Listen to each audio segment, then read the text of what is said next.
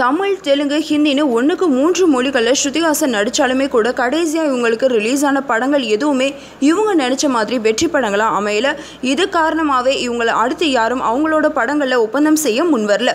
இதனால் கைவசம் எந்த படங்களுமே இல்லாமல் தவிச்சிட்டு இருக்காங்களா ஸ்ருதிஹாசன். தெலுங்குல அப்பப்போ ஹிட் படங்களை நடிச்சிட்டு இருந்தாலுமே கூட தமிழ், தெலுங்கை விட ஹிந்திக்கு முக்கியத்துவம் கொடுத்தாங்க.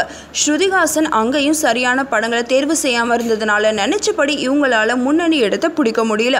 அதுக்கு தான் எந்த இடத்துல நம்ம வெற்றி அடைகிறோமோ அந்த இடத்துல நிலையான கவனம் செலுத்தி இருக்கணும் அப்படின்னு சொல்றது. தெலுங்குல ரொம்பவே கிளாமரா நடிச்சாலும் கூட இப்போதைக்கு தெலுங்கு ஹீரோக்கள் இளம் ஹீரோயின்கள் தான் எங்களுக்கு வேணும் அப்படின்னு சொல்றாங்களாம். இதனால தெலுங்கு படங்கள்ல ஸ்ருதிஹாசனை இப்போதைக்கு யாரும் ஒப்பந்தம் செய்ய முன்வரல. 30 வயதை கடந்த ஸ்ருதிஹாசன் இப்போ சீனியர் நடிகைகளோட லிஸ்ட்ல சேர்ந்திருக்காங்க. இவங்க கைவசம் இப்போதைக்கு இருக்கிற படம் இவங்க அப்பா கமலஹாசன் டைரக்ட் பண்ணி ரொம்ப நாள் கிடப்பில போட்டிருக்கிற ஷபாஸ் நாயுடு படம் மட்டும்தான். ஆனா இந்த படத்தோட ஷூட்டிங்கும் எப்போ ஆரம்பிக்கும் அப்படின்றது தெரியல. கமலஹாசன் இப்போ பிக் பாஸோட ஷூட்டிங்ல ரொம்பவே பிஸியா இருக்காரு.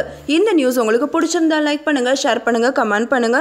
இந்த மாதிரி நிறைய நியூஸை நீங்க தெரிஞ்சுக்கணும்னு நினைச்சீங்கன்னா மறக்காம நெட் டிவி ஃபார் யூக்கு சப்ஸ்கிரைப் பண்ணிடுங்க.